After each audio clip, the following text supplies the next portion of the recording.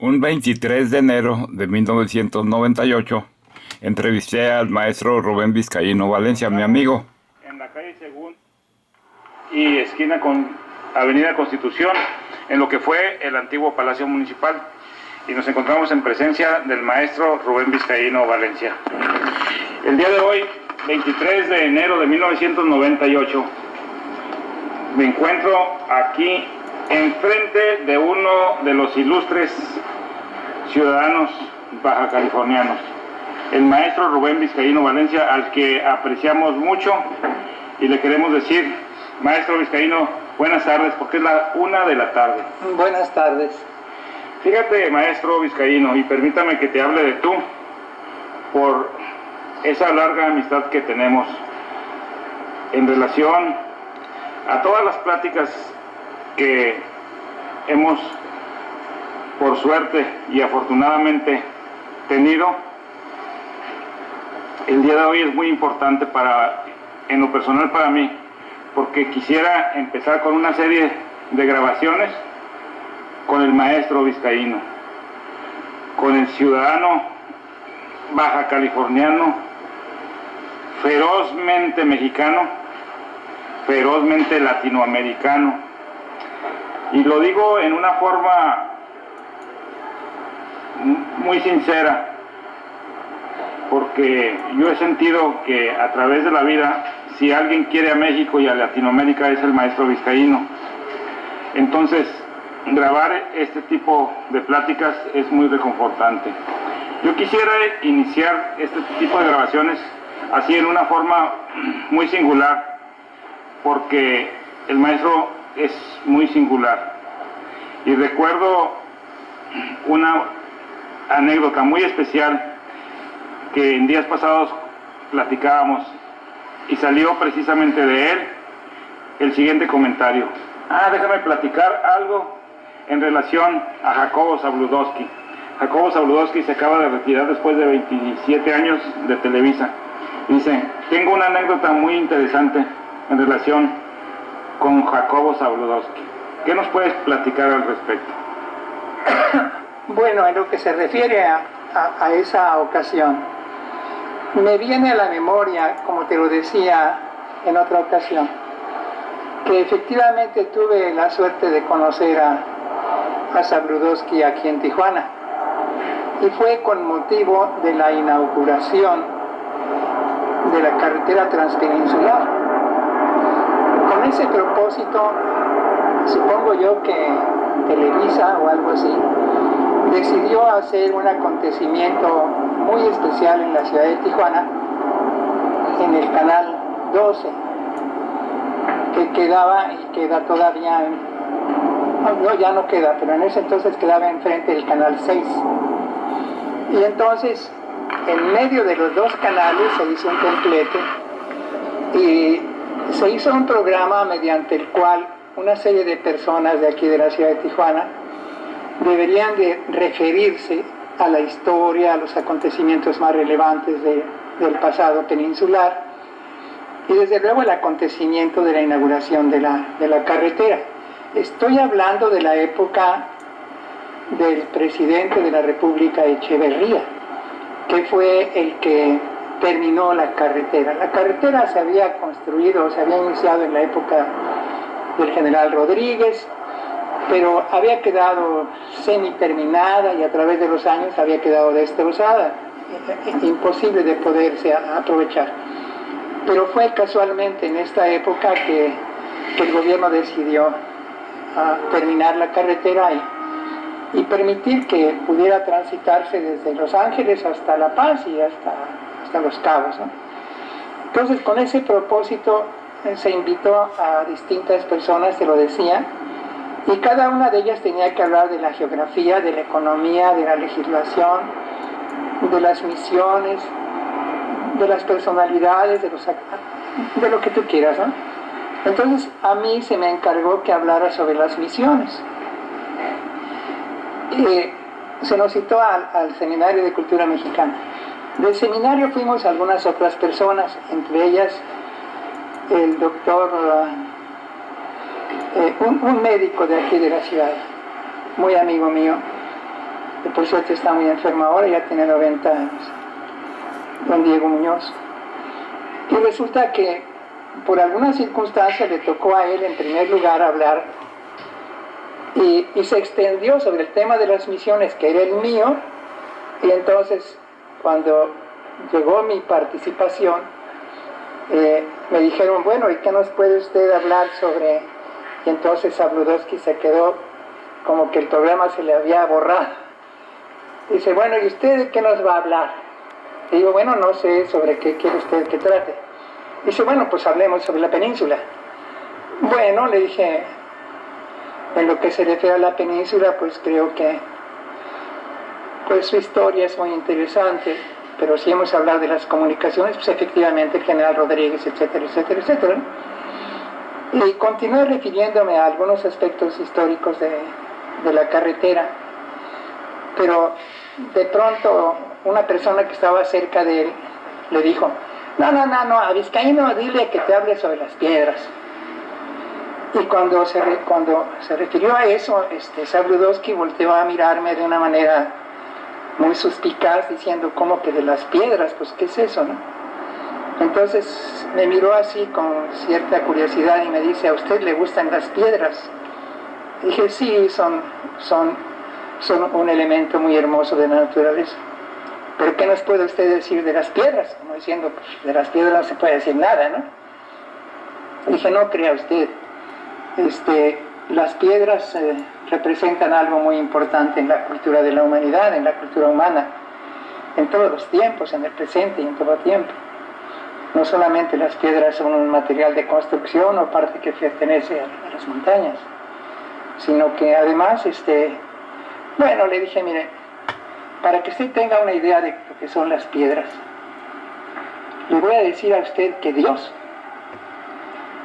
la primera vez que apareció y que habló con los hombres, fue en una montaña pedregosa en pleno desierto, en un desierto muy parecido al desierto de Baja California. Entonces ya Sabludowski ya reaccionó y dijo, bueno, pues, ¿por dónde nos va a llevar este señor en su conversación? Dijo, sí, mire usted, usted no debe olvidar que, por ejemplo, cuando Jehová dialogó por primera vez de viva voz con una persona, lo hizo con Moisés, y lo hizo casualmente en el monte Sinaí. Y si usted recuerda, en 2 ocasiones, en piedra, casualmente en piedra, el propio Jehová labró los 10 mandamientos, que se supone que son las normas fundamentales de las costumbres y de la vida de los seres humanos. Entonces, Sabludowski ya empezó a tomar la cosa tal como yo pensaba, ¿no? Y me dice, así es que para usted las piedras son sagradas. No, las piedras no son sagradas, pero el hombre puede sacralizarlas si en piedra es capaz de esculpir como Miguel Ángel, pues al propio Moisés. ¿Cómo le parece a usted toda la escultura que se ha hecho en piedra? Y la piedra, pues, tiene otros muchos significados, sobre todo para nosotros en Baja California. Dice, pero ¿qué importancia pueden tener las piedras en Baja California?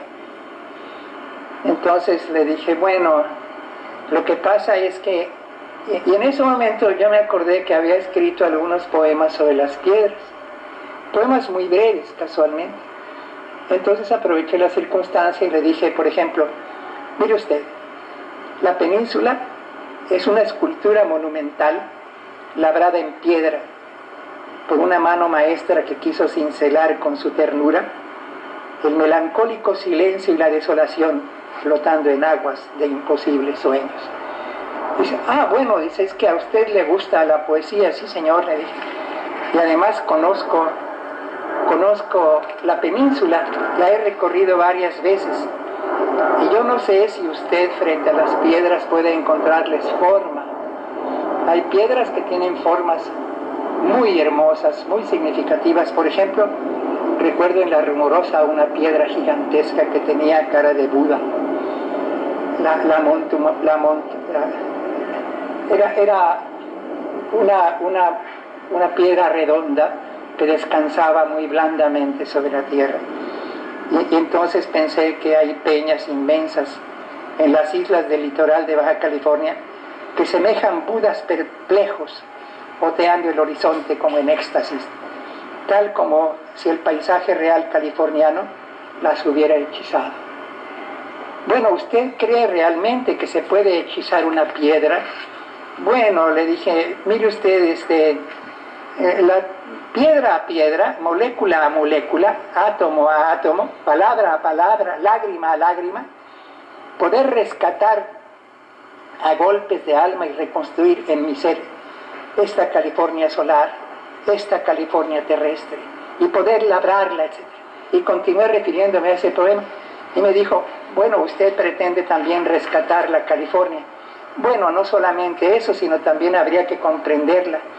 Si pudiera entenderse lo que dicen las piedras, los riscos, las cactáceas, los desiertos, las islas, las bestias fabulosas y la fauna marina y el silencio profundo que invade a la península, quedaríamos pasmados al ver que está ordenado todo al misterio. Este es solamente también un fragmento de ese poema. Y así, mientras él iba intercalando ocurrencias o preguntas de otra naturaleza, yo seguía pensando en los poemas que había escrito. Yo he escrito muchísimos poemas sobre la península de Baja California. Uno, por ejemplo, que se llama Lo Hermoso, dice: lo hermoso del territorio sur es que en vez de aparatos de radio, hay pájaros, hay música natural. Y efectivamente recuerdo que en una ocasión, en un hotel de La Paz, deberíamos de levantarnos a las 6 de la mañana o no sé qué horas para desayunar. Y yo dije, pues yo a esas horas no me voy a desayunar. Pero resulta que a esa hora los pájaros empezaban a gritar tanto que no había más remedio que levantarse, ¿no? Era imposible poder dormir. Pero es que en Baja California Sur abundan los pájaros, algo que nosotros en las ciudades pues no podemos ni siquiera imaginar, ¿no? Pero yo hice algunas visitas a Baja California Sur casualmente en avión. Las primeras que hice fue en avión, después ya hice otras visitas en carretera. Fuimos invitados por el gobernador de Baja California Sur en aquel entonces y pudimos recorrer y los poblados más pequeños, y en cada uno de ellos el gobierno estableció casas de cultura por nuestra propia iniciativa. De manera que, viendo la península desde lo alto, es un acontecimiento que uno no se puede imaginar. Bueno, podría agregar otra anécdota, ahora que nos referimos a esta entrevista que me hizo Sabludowski. Casualmente, la primera vez que yo fui a la península, que recorrí la península en avión, fui invitado a Baja California Sur a inaugurar un acontecimiento literario y me mandaron el pasaje. Y yo salí de mi trabajo muy contento para ir al campo aéreo. Y en el momento de salir, de caminar en esa dirección, para tomar un taxi que me llevara al campo aéreo, vi una revista, la revista Life.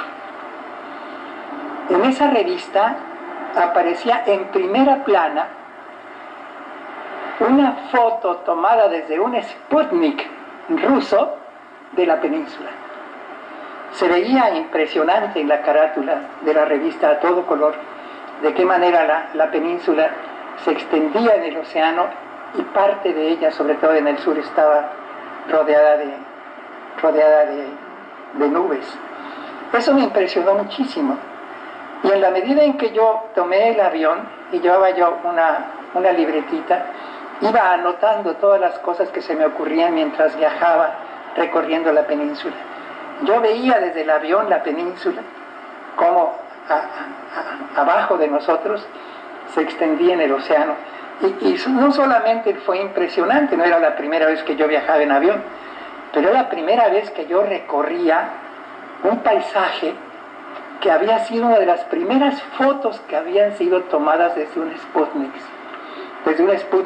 Y eso ya para mí había hecho la península algo mágico, algo algo cibernético, algo que ocurría en este siglo, en esta época. En aquel entonces, me acuerdo que escribí en pleno vuelo, dice, desde lo alto, en pleno vuelo, el Golfo de Cortés es un espejo, relumbra como espada, se ve desde lo alto la redondez del mundo, como una esfera de azogue, y a lo lejos la paz, como una perla irisada. Y ya una vez que llegaba yo a La Paz, hice esta otra pequeño texto que dice, desde La Paz. Desde La Paz, Tijuana es un prodigio. Así piensa el lugareño. Ay, si supieran. Ay, si supieran. El Golfo de California, alcoba nupcial para ballenas, joyel de perlas, arcón de fantasía que guarda el secreto de las eras. Como puedes ver, ahora que me estás entrevistando, yo aproveché la oportunidad en mi casa de seleccionar algunos de los pequeños poemas que hice en aquel entonces y que casualmente están inspirados en Baja California Sur, en la península, y que casualmente los pude memorizar o aludir mientras que Zabludovsky me entrevistaba. Tengo otro que se llama Sud California, orgiástico festín al que concurren todos los vientos del planeta, el azul de todos los cielos, la inmensidad de todos los abismos, bacanal de silencio, desenfreno de luz y soledad, homenaje a la vida, ofrenda callada a la inocencia, al amor y a la paz. Es que yo recuerdo que cuando yo conocí por primera vez algo de la península, fue en Mexicali, cuando trabajaba a fines del 40 como agente viajero, y fui a dar a Mexicali. Y en Mexicali había un restaurante que se llamaba El León de Oro, y ahí recuerdo que en ese restaurante había muchas fotografías de las ballenas, de los elefantes marinos, de las vacas marinas, de las focas, de los leones marinos, unas fotografías muy hermosas, y me llamó muchísimo la atención.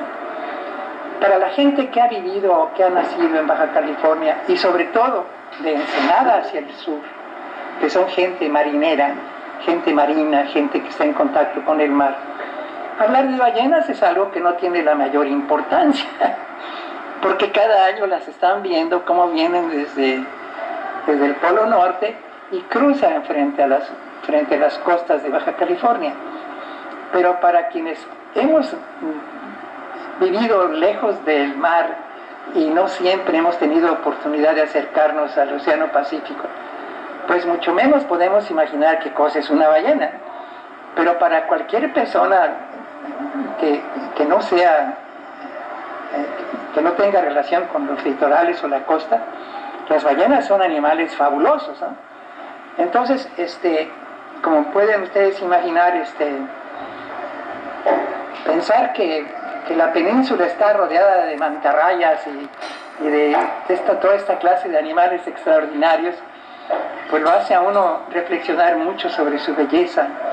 Recuerdo ahora de un famoso pensador, un sabio inglés, que recorrió la península de Baja California acompañado por un filósofo mexicano. Y casualmente, cuando terminaron de recorrer la península, le preguntaba el filósofo mexicano al sabio inglés de qué pensaba de Baja California, y dijo algo que nunca se me ha podido olvidar. Decía, dice, Baja California, la península de Baja California es algo que pertenece al segundo día de la creación. Es decir, que en el primer día, Jehová dijo, hágase la luz, sepárese la tierra del mar. Y después de eso, creó la tierra. Se supone que la península de Baja California pertenece a ese día, a ese momento, porque está tan apartada del resto del continente, tan sola, tan austera, y en donde los animales son tan antiguos también, que cuando uno está en contacto y la recorre cuidadosamente, sacando fotos y va acompañado de poetas, novelistas, cuentistas, ensayistas, como la recorrimos varias veces los escritores de Baja California hace 30 años. Pues esas cosas nos emocionaban mucho. Hoy día, desafortunadamente, los escritores jóvenes, pues yo creo que cuando mucho conocen Ensenada, pero nunca se les ha ocurrido recorrer la península, conocer los cactos, las montañas, los precipicios, los paisajes desérticos. Recuerdo haber escrito este otro poema que se llama Mar. Dice: azota furioso el mar su cataclismo contra las peñas seculares de California. El diálogo brutal que empezó en otras eras no cesa desde el principio entre las fuerzas ancestrales de la naturaleza. Vencerá el empuje de las aguas, resistirán los pedregosos riscos. No sé si alguien que pudiera escucharnos podría recordar aquella época muy curiosa en la que en Baja California Sur casualmente se reunieron muchos magos hace unos 25 o 30 años y llegaban a la conclusión de que la península de Baja California se iba a hundir en el océano. Eso me pareció también algo fantástico, ¿no? En primer lugar, yo no lo creería, pero imaginativamente, literariamente, artísticamente, poéticamente, sí es posible pensar qué sucedería si la península pudiera hundirse en el océano. ¿Qué sería de nuestras vidas? Pero eso y otras muchas cosas me impresionaron. Me acuerdo ahorita de otro que se llama Península, esa península de rocas arrugadas flotando como un lagarto descomunal entre el azul del cielo y el azul del mar. También le comentaste algo al señor Zabludovsky en relación a la enorme piedra que era Baja California. Sí, incluso por ejemplo, dice Mar Bermejo, alcoba de aguas tibias para el retozo de bestias fabulosas.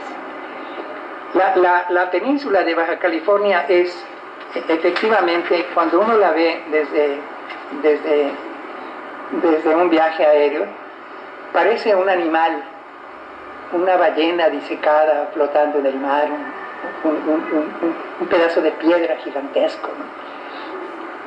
Porque efectivamente uno desde arriba solamente ve, en primer lugar, abajo de uno, la cordillera, la Giganta, toda la Sierra de Juárez, y de qué manera, a partir de ese filo que está en la cúspide, se derrama la tierra hacia la superficie del Golfo de Baja California o al Océano Pacífico. Este poema se llama Ballenas, dice: en el mar de Cortés dan a luz las ballenas a sus bebés. Luego los amamantan y enseñan a nadar. Después crecen y, como todos los hijos, también se van. En la bahía de La Paz, quillas, mástiles, velas, naves que surcan la bahía como cisnes embelesados, tripulación selecta para yates de ociosos extranjeros que recrean su festín en los mares de California, naves como palomas blancas. En la bahía, bueno, como pueden ustedes imaginar, la península de Baja California es algo que ha sido motivo de muchos textos, de muchas canciones, de muchas reflexiones. Pero yo diría que por alguna razón el tema de la península es algo que ha ido perdiendo interés. En la medida en que Baja California Sur se separa de la península, se separa y constituye un estado y nosotros otro estado, entonces ya no somos propiamente una unidad. La unidad geológica, la unidad que flota en el mar, se ha partido en dos. Entonces ya nosotros pertenecemos a una cultura fronteriza, y Baja California Sur, si uno la recorre, por ejemplo, en aquellos años, pues se encuentra que la gente es reposada, camina despacio, son tranquilos, su agricultura es diferente de la nuestra, y abundan, por ejemplo, allá las plantas tropicales. En la pura península, en la punta de la península hay cocos, hay mangos, hay plátanos, cosas que no pueden fructificar en Baja California Norte. Es decir, ya en el extremo sur, ya el clima es diferente. Los cocos se dan solamente del trópico de Cáncer hacia el sur. Y no es posible que en otro clima se puedan dar frutos. Entonces encontramos que el paisaje es completamente diferente. Es otra cosa. Yo me ocupé de la Baja California desde muchos puntos de vista, de una manera amorosa. Hay al sur una California casta, lejana, golpeada inútilmente por la tempestad que quiere hacerla despertar de su sueño de siglos. Oh California, tortuga de alcancía, que atesora las angustias. Gana ya tu libertad, ábrete el corazón y da lo generoso a los tiempos que vendrán. Este poema tiene sentido porque cuando nosotros fuimos en una ocasión, los escritores de Baja California, hace de eso 30 años, a Baja California Sur, todavía era un territorio, era el territorio sur. Y fuimos nosotros, los escritores de Baja California Norte, los que llegamos a reunirnos con los escritores de Baja California Sur y a decirles que ya era tiempo que se transformaran de territorio a estado. Y ese encuentro que tuvimos en La Paz y que lo tuvimos en otras poblaciones con las gentes, nos causó muchos problemas. Porque muchas personas de Baja California Sur pensaban que eso no era ni correcto ni era deseable. Porque siempre habían vivido alejados, en soledad, nunca les habían tendido la mano, y aquello era como una especie de isla. Y que si se abría al Estado, aquello se iba a llenar de turistas viciosos, alcohólicos, marihuanos, gente que solamente iba a causarles daño. Y que ellos preferían el turismo que llegaba en aquel entonces, que era un turismo muy caro, muy selecto. Los grandes millonarios norteamericanos iban a descansar en Baja California Sur, pero que de otra manera, si se transformaban y había una carretera y había una comunicación, se iba a llenar de gente de malas costumbres, ¿no? ¿Podemos recordar algunos nombres de esos escritores que fueron de Baja California Norte y de Baja California Sur?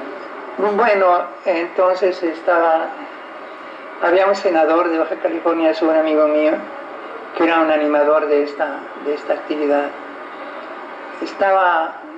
De aquí de Baja California Norte fuimos unas 30 personas. Uno de ellos después fue diputado por Baja California Norte, otro es periodista del periódico El Mexicano, fue Sorabeja, fue un dirigente de la masonería de aquí de Tijuana,